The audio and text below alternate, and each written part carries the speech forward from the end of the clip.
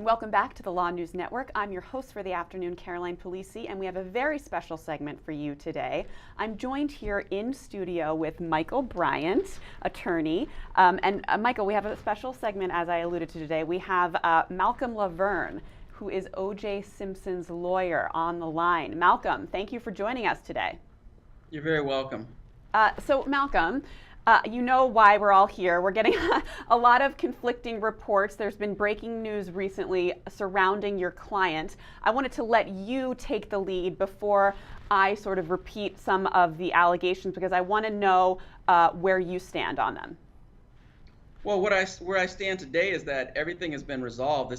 Everything's going on is a non-issue at this point. The only thing that had any type of remote truthfulness to it is that Mr. Simpson has been disinvited and is no longer welcome at the Cosmopolitan of Las Vegas. That's all that happened. Everything else that was alleged is completely false. Okay, but Malcolm, why would he be disinvited? Of course, now I do have to say that some of the reports coming out are that he engaged in raucous behavior, he was intoxicated. Why was he disinvited? The casinos in Nevada, this is something kind of unique to Nevada because it's controlled by the casinos.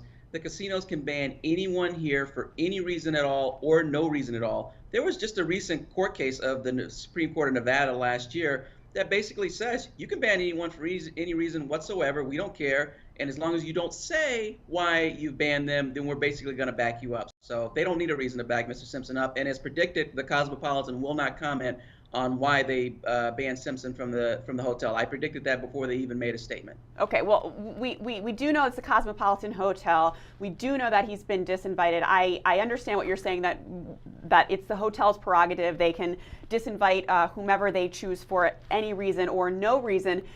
But the obvious question is, why would they do so at this time? Can you at least confirm for us that he was at the hotel? Oh, he was there. He was there. He was he was basically at a restaurant, a couple of restaurants. He was at the steakhouse before this incident. He was on the property for about 2.5 hours before, when he was leaving, he was disinvited. So he was having dinner at a restaurant, a steakhouse, like I said. And then the final place he was at, some bar, restaurant place called Click. He was having the chicken wings there. Apparently the chicken wings were very good. He said that they were good. And then as he was leaving, security was there, and they said, the higher-ups have said, you're no longer welcome, and they gave him this standard spiel about don't come back or you'll be subject to arrest. Now, everything else you're asking me is basically asking me to speculate. And here's what I can speculate from what I have heard from the audio tapes and from what I can get the feel of is Mr. Simpson has very much enjoyed his time here in Las Vegas. He goes to these casinos and people just pour over him, and they want selfies with him, photos with him. He gets a lot of love at these places. He's been to that Cosmopolitan Hotel several times over the last couple of weeks, and from hearing that audio tape, when they said Orenthal's on the property and they were basically trying to locate him, they said he was at one location and then he turns out he was at another location. Those were Cosmopolitan audio tapes that you were hearing.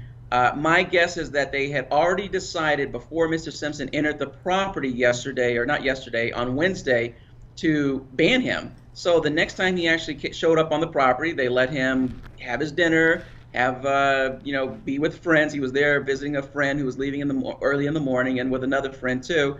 And once he was leaving, they basically said, don't come back. So that was it. And now the rest of everything else that was reported, completely false and completely made up. So this is just a situation where it got out that he was disinvited, and then an entire fictional story was made up around it. Okay, so you're claiming that everything else is not true. So can you confirm that he was drinking, however, that evening? He was not drinking. He wasn't drinking. Not a drop of alcohol. Well, let me finish. Yeah, he was. When I said not a drop of alcohol, he was not drinking. I think he said he had about 5 cranberry juices. He said that his first drink may have had an accidentally spritz of some type of de minimis amount of alcohol in it. So the very first drink, and that was confirmed essentially by the parole, because I told him to call his probation officer and get out in front of this. They came and tested him. He had absolutely zero blood alcohol, and he had 0 drugs in his system. If he had been drunk the way they said he was, he would have had at least some remnants of alcohol left in his system. But it was at what time? At what time did he go to take the test? Excuse me? At what time? I'm saying, in other words, how much time had elapsed between the time that he was at the Cosmopolitan Bar and when he was blood tested? I would imagine that it was probably between 12 to 16 hours or something like that, when they came to do these tests.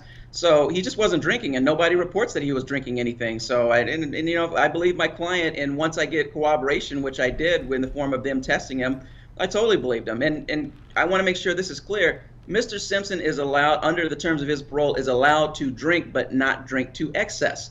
He was not driving that night, and he just, like I said, he had a de minimis amount, probably on his first drink, of some type of alcohol, but the rest of that night he had nothing. He had cranberry juice. Okay, what about reports of him becoming unruly with the staff, perhaps getting into a scuffle?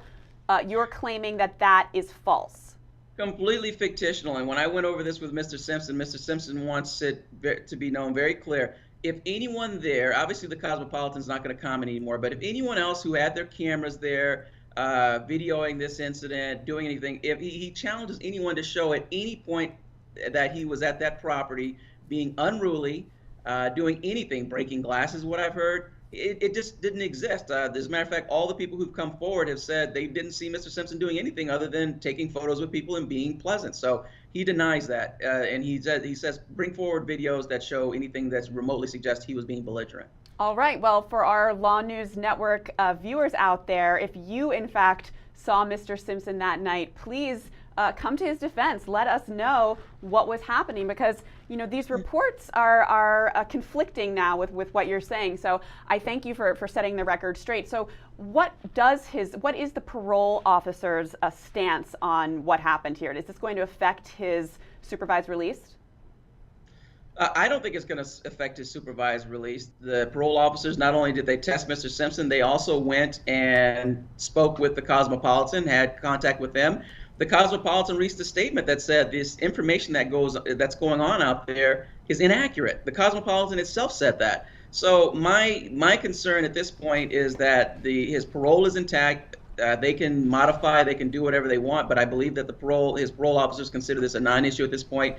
I've counseled Mr. Simpson privately. I won't give you those discussions, but obviously when you're someone of Mr. Simpson's fame and notoriety, even though a lot of the reception he's got in Vegas is very positive and he draws a crowd, that can be misinterpreted by casinos. So I think that this problem has been corrected, and that better judgment will be exercised in the future as far as Mr. Simpson he was basically having dinner, and so that this will be corrected and that he'll continue to maintain a low profile. Okay, well, Malcolm, I'm joined in studio today with attorney Michel Bryant, who actually interviewed your client, O.J. Simpson, back in the day. Michael, do you have anything to add or to ask? I got a question for you, Malcolm, and it was just days before his conviction there in Las Vegas. And having spent a lot of time with him in the hallways of the court house during his trial and getting to know him a little bit, he is nothing if not one of the most social guys I've ever met. Okay, so it wasn't a question to me as to whether this would ever happen. It was really just when, because he likes getting out there. He likes doing this stuff. But, he's not really free, is it? Wouldn't it just be prudent just to not go to these places where he's going to draw attention, where he might get into trouble, real or imagined? Well, I've counseled Mr. Simpson. I hear what you're saying. I'm Mr. Simpson's attorney. I've counseled him. The advice here with Mr. Simpson's fame and notoriety is pretty clear. He needs to have good judgment in these situations. Going out once in a blue moon is fine. Going out a lot, and I'm not even speaking about Mr. Simpson specifically. Anyone who's in a parole situation has to be on heightened alert as to their surroundings. If you're someone who's well known locally, that happens all the time. You just got to be aware of your surroundings and make sure that you're not putting yourself in a position to get yourself revoked. So it's a discussion I've had with my client. I've had it with him before he got out. I've had it with him since. And obviously after this incident, which of course it's an incident I anticipated happening as well. Not in this way, but it's certainly something I anticipated happening. I didn't anticipate these bizarre allegations going on, but I've cautioned Mr. Simpson, and if you're any attorney out there, I would caution you when your clients are on parole, just walk a tighter rope. Something that could get me in a slight bit of trouble can get Mr. Simpson put back in prison. So it really is a situation of a practicing attorney basically advising his client to just readjust and reevaluate his situation.